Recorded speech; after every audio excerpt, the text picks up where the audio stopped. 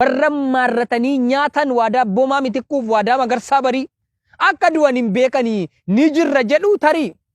nama jiraatti du'e silaa firri awwaalu kan du'anii darban irratti akka du'an wallaalu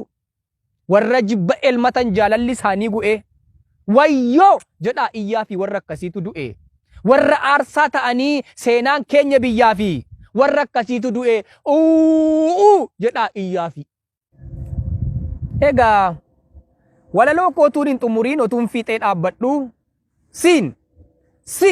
si umatti wanti ani dhaammadhu gadi taa'ii lakkaa'i qeerroof qarree meeqaatamni diinni karaa irratti rasaasaan akka qale kan jimmaaf du'e hin jiru